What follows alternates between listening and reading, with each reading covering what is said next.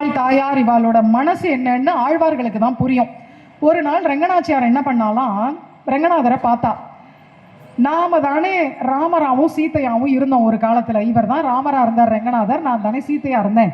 அப்போ நான் அசோகவனத்துல இருந்தேன். அந்த நேரம் பார்த்து விபீஷணர் போய் ராமரை சரணாகதி பண்ணினார். ராமரும் அபயம் கொடுத்துட்டார். ஆனா இப்ப எனக்கு ஒரு டவுட் வருது. ஏன்னா நான் கூட இல்லை. ஒருத்தருக்கு அபயம் கிடைக்கணும்னா அதுக்கு தாயாரான நான் கூட இருக்கணும். நான் கூட இல்லையே, நான் அசோகவனத்துல இருந்தேனே.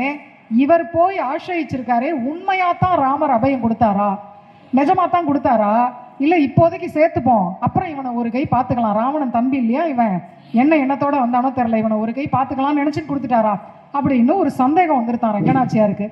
அதனால இந்த போட்டு வாங்குறதுன்னு ஒன்று சொல்லுவா இல்லையா, அதை பண்ணினாலாம் ரெங்கநாச்சியார். வேணும்ட்டே விபீஷணரை பற்றி கோள் முட்டுற மாதிரி சில வார்த்தைகளை சொன்னாலாம். நான் யாரு, நான் சாட்சாத் மகாலட்சுமி, பாக்யாத லக்ஷ்மி பாரம்மான்னு பாட்டெல்லாம் பாடி என்னை வீட்டுக்கு கூப்பிட வேண்டாம். நான் தேடிட்டு போய் லங்கையில் உட்காந்துருக்கேன் அவங்க வீட்டில். ஒரு நாள் 2 நாள் இல்லை, 10 மாதம் உட்காந்துருக்கேன். உங்கள் பக்தன் இருக்காரு, உங்கள் பிரபன்னன் விபீஷணன் என்ன சொன்னார் தெரியுமா? அவன் அண்ணன்ட்ட போய் என்ன சொன்னார் தெரியுமா? இவளை என்னைக்கு கொண்டு வந்து வீட்டில் உட்காத்தி வச்சிங்களோ அன்னிலேருந்து அழுது வடியுது நம்ம வீடு, ஒரே எரி நட்சத்திரமாக விழருது, கோபுர கலசங்களில் போய் காக்கா கழுகெல்லாம் உட்காருது, யாகசாலையில் வச்சிருக்கிற ஹவிச நாய் மோந்து பார்க்குது. இவ வந்ததுலேருந்து ஒரே அபசகுணமாக இருக்குது. நரியெல்லாம் ஓனா எல்லாம் ஊழையிடுது, ராத்திரியில் ஒரே ஊழச்சத்தம் அழுக சத்தமாக கேட்குது. இவளை மரியாதையாக கொண்டு போய் அவள் வீட்டுக்காரர்கிட்ட விட்டுருங்க அண்ணா அப்படின்னு உங்கள் பக்தன் விபீஷணன் பெருசாக அபயம் கொடுத்தீங்களே அந்த விபீஷணன் சொன்னார் அப்படின்னு தாயார் கொஞ்சம் போட்டு பார்த்தாலாம்.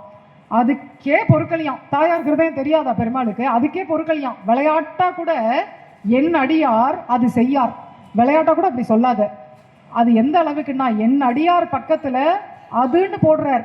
தப்பு, தீது, தீங்கு, தீமை அப்படின்னு எதுவும் போடல. அடியாருங்கிற சொல் பக்கத்துல கூட அப்படி எதுவும் வரக்கூடாதான். என் பக்தர்கள் அப்படி செய்ய மாட்டார்கள். ஒருவேளை செய்யறான்னே வச்சுப்போமே. இப்ப சொன்ன மாதிரி சிசுபாலன் 100 தப்பை நான் பொறுத்துக்கலையா, ஒரு தடவையும் 100 தப்பு நான் பொறுத்துக்கலையா சிசுபாலன்ட்ட, அது போல என்னுடைய சுவாமி நான் தப்பே பண்ணாலும் பொறுத்துப்பார்னு நினைச்சுட்டு பண்ணியிருந்தா கூட நல்லதுதான். அதை நான் நற்றமா எடுத்துப்பேனே ஒழிய குற்றமா எடுத்துக்க மாட்டேன். ஏன்னா இந்த கண்ணுக்குட்டி அது என்ன பண்ணும், மாடு பசுமாடு இருக்கே, கண்ணுக்குட்டியோட உடம்ப நாக்கால நக்கி நக்கி கொடுக்கும். அது உடம்புல அழுக்கா இருக்கும். அந்த அழுக்க நாக்கால நக்கியே அதை சுத்தமாக்கும். ஒரு மாடு தான் கண்ணுக்குட்டி அழுக்க பார்த்து சந்தோஷப்படுது. நான் ஸ்வயம் பகவான், நான் என்னுடைய குழந்தைகளா இருக்கிற பக்தர்கள் அவளோட தோஷத்தை நான் தப்பாவா நினைப்பேன்? அப்படிதான் இருப்பா, ஜீவன் தான் அப்படிதான் இருக்கும், இருந்துட்டு போட்டோம், நீ யார் குறை சொல்றதுக்கு அப்படின்னு தாயாரையே மிரட்டுவாராம். அப்போ தாயார் பார்க்கறா, சந்தோஷப்படுறா. யாருமே என்னை புரிஞ்சுக்கல பத்தியா, இவர் இவ்வளவு நாள் குடுத்தனம் பண்ணி என்ன கண்டா, என்னை புரிஞ்சுக்கலையேன்னு திட்டுவா இல்லையா? ஆனா தாயார் சந்தோஷப்பட்டாலாம். ஏன்னா இவர் ஒழுங்கா அபயம் கொடுத்தாரா, சும்மா அப்போதைக்கு கொடுத்துட்டு அப்புறம் விபீஷணர் மேல ஒரு சீற்றத்தோடையே இருக்காரா அப்படின்னு பரீட்சை பண்ணதான் இப்படி கோத்து வாங்கினான். அதுல ஜெயிச்சிட்டார் பெரிய பெருமாள். அதனால தாயார் ரெங்கநாச்சியார் சந்தோஷப்பட்டார். இப்பேற்பட்ட ஒரு கல்யாண குணத்தை பார்த்தார் பெரியாழ்வார். என் மாப்பிளைக்கு எப்பேற்பட்ட குணம். தாயாரே ஒரு பரீட்சைக்காக விளையாட்டுக்கு அடியார் மேல குற்றம் சொன்னா கூட என் பக்தர்கள் அப்படிலாம் செய்ய மாட்டா. ஒரு கால் செஞ்சாலும் அது நல்லதுக்கு தான் செஞ்சிருப்பா.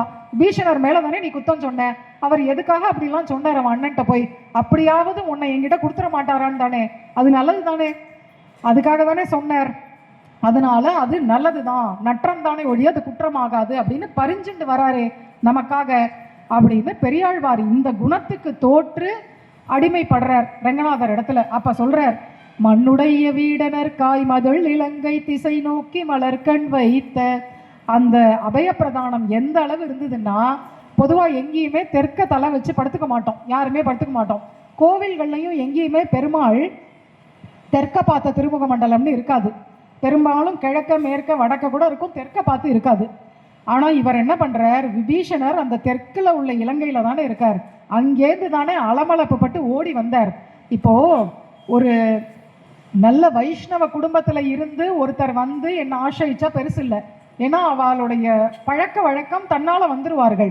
ஆனா ஒரு அசுர குடும்பத்துல பிறந்துட்டு அந்த விபீஷணன் அப்படி ஒரு கஷ்ட காலத்துல என்ன அடைஞ்சான் இல்லையா, அவன் மனசு என்ன பாடுபட்டிருக்கும், எவ்வளவு பயந்துருப்பான். ஒருவேளை நான் மட்டும் ஏத்துக்கலைன்னா அவன் நிலைமை என்ன, ராவணன் கொன்னே போட்டுருவான்.